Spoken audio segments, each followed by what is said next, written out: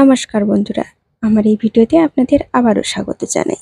কৃষক বন্ধু প্রকল্প থেকে পিএম কিষাণ সম্মান নিধি প্রকল্প, এই দুটি মূল প্রকল্পের টাকা এখনো পর্যন্ত কৃষকদের ব্যাংকের অ্যাকাউন্টে যে ক্রেডিট হয়নি, সে ব্যাপারে কিন্তু আমরা এখনো অবধি সবাই জেনেই গিয়েছি। সোশ্যাল মিডিয়ায় বিভিন্ন রকমের ভুয়ো খবরও শোনা যাচ্ছে যে হয়তো এই সপ্তাহেও টাকা ক্রেডিট হতে পারে, কিন্তু এখনো অবধি আমরা কেউই জানি না যে কবে কিন্তু কৃষকদের ব্যাংকের অ্যাকাউন্টে টাকাটি ক্রেডিট হতে চলেছে, কবে কিন্তু কৃষকদের অপেক্ষার অবসান হবে।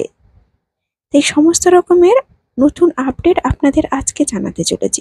যদি ভিডিওটি ভালো লাগে, চ্যানেলটিতে একটা ছোট্ট লাইক দিয়ে অবশ্যই বন্ধু বান্ধবদের মধ্যে শেয়ার করতে ভুলবেন না। যারা আমার চ্যানেলের নতুন দর্শক এখনো পর্যন্ত আমার চ্যানেলটিকে সাবস্ক্রাইব করেননি, বলবো চ্যানেলটিকে সাবস্ক্রাইব করে পাশে থাকা বেল নোটিফিকেশনটিকে অন করে রাখবেন, যাতে নিত্য নতুন তথ্য আপনার মোবাইলে আগে পৌঁছয়। যারা আমার চ্যানেলটি আগে থেকেই সাবস্ক্রাইব করে রেখেছেন তাদের জানাই অসংখ্য ধন্যবাদ। চলুন বন্ধুরা, প্রথমে জানাই পিএম কিষাণ সম্মান নিধি প্রকল্পের ব্যাপারে।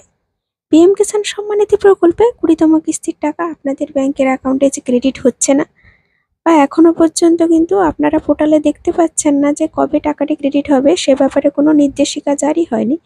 এমনকি পিএম কিষাণ ইভেন্টেও ইতিমধ্যে বিভিন্ন রকমের খবর এলেও এখনো পর্যন্ত কিন্তু কত তারিখে টাকাটি ক্রেডিট হবে সে ব্যাপারেও কিন্তু জানানো হয়নি। কেউই কিন্তু এখনো পর্যন্ত নিশ্চিত নই যে কবে টাকাটি ক্রেডিট হতে চলেছে। যদিও বা যে সোশ্যাল মিডিয়ায় একটি খবর উঠে আসছে, বিহারের মতিহারিতে 18ই জুলাই আমাদের সরকার পিএম কিষাণ সম্মান নিধি প্রকল্পে টাকাটি ক্রেডিট করতে চলেছেন। কারণস্বরূপ ওই দিনই কিন্তু মতিহারিতে সম্ভবত একটা সভার একটি আয়োজন হতে চলেছে। যদিও বা এ ব্যাপারে আমরা কোনো রকম ভাবে খবরটি সত্যি কিনা যাচাই করিনি। এখন অবধি যেটুকু খবর আমাদের কাছে আছে সেটি হচ্ছে এখনো পর্যন্ত কিন্তু সরকারের তরফ থেকে কোনো তারিখই ঘোষণা হয়নি যে মতিহারিতে কোনো রকম ভাবে সভা হবে কিনা। তাই টাকাটি 18 তারিখেও ক্রেডিট হচ্ছে কিনা সে ব্যাপারেও কিন্তু নিশ্চিত নই। তাই কবে টাকাটি ক্রেডিট হবে সে ব্যাপারে কিন্তু এখনো অবধি জানা যাচ্ছে না। যদিও বা আপনারা যখন স্ট্যাটাসটি চেক করছেন, আপনারা স্ট্যাটাসে দেখতেই পাচ্ছেন যে 20 নম্বর ইনস্টলমেন্টের টাকা যে আপনাদের ক্রেডিট হবে সে ব্যাপারে কিন্তু নতুন তথ্য বা নতুন আপডেট চলে এসেছে।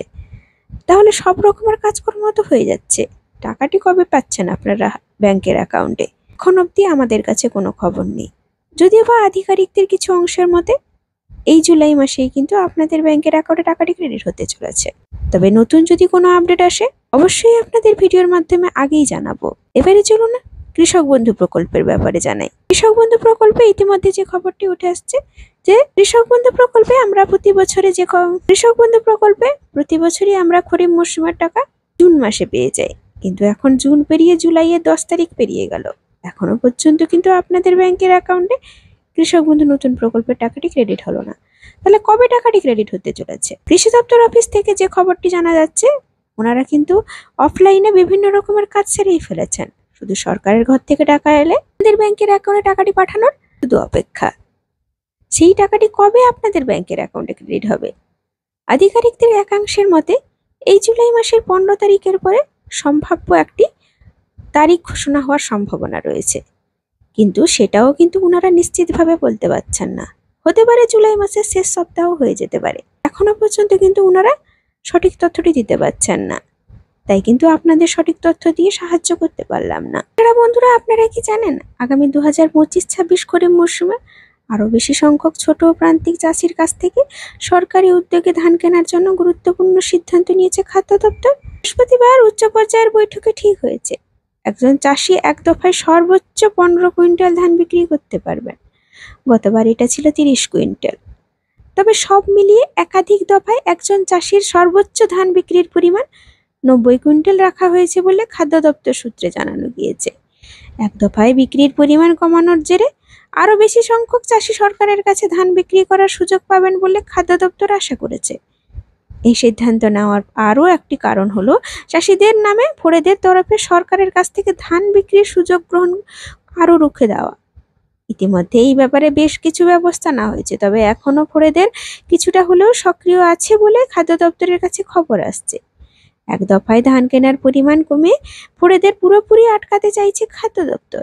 রাজ্য সরকারের প্রধান লক্ষ্য অল্প পরিমাণ জমির মালিকদের কাছ থেকে ধান ক্রয়, ফলে বেশি সংখ্যক প্রকৃত ছোট চাষি এক দফায় 15 কুইন্টালের মধ্যে ধান নিয়ে আসেন।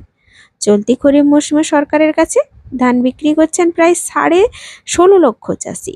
সেখানে নথিভুক্ত চাষির সংখ্যা ছিল 23 লক্ষের কিছু বেশি।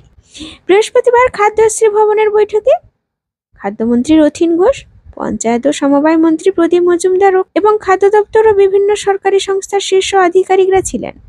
সরকারি উদ্যোগে ধান কেনার প্রক্রিয়ায় রাইস মিল মালিকরা যুক্ত থাকেন। মালিকদের সংগঠনের সভাপতি আব্দুল মালেক বৈঠকে ফড়িদের আটকানোর জন্য সরকারের এই উদ্যোগের প্রশংসা করেছেন। আগামী নভেম্বর থেকে যে খরিফ মৌসুম শুরু হবে সেখান থেকে ধান কেনার লক্ষ্যমাত্রা ধার্য করা হয়েছে 67 লক্ষ টন। চলতি মরশুমে এটা ছিল 60 লক্ষ টন। এবার এখনো পর্যন্ত 56 লক্ষ টনের বেশি ধান কেনা হয়েছে। এটা সর্বকালীন রেকর্ড। সরকারি উদ্যোগে ধান ক্রয় থেকে যে পরিমাণ চাল পাওয়া যাবে তার 73% সরকারের গুদামে চলে এসেছে। আগামী মরশুমে রাইস মিল মালিকদের সরকারি চাল উৎপাদনের বরাত পাওয়ার জন্য ন্যূনতম ব্যাংক গ্যারান্টি 35 লক্ষ থেকে বাড়িয়ে 60 লক্ষ টাকা করার ব্যাপারে আপত্তি জানিয়েছে মিল মালিকদের সংগঠন। তো বন্ধুরা, কৃষক বন্ধু প্রকল্প থেকে শুরু করে পিএম কিষাণ সম্মান নিধি প্রকল্প, এমনকি আপনাদের ধান বিক্রির ব্যাপারেও যে সরকারের তরফ থেকে নতুন কি সিদ্ধান্ত নেওয়া হয়েছে, অর্থাৎ রাজ্য সরকারের থেকে কি নতুন সিদ্ধান্ত নেওয়া হয়েছে সে ব্যাপারেও কিন্তু আপনাদের আজকে নতুন আপডেট জানিয়ে দিলাম। তো আজকের ভিডিওটি এই পর্যন্ত। যদি ভিডিওটি ভালো লাগে অবশ্যই পাশে থাকবেন। ধন্যবাদ।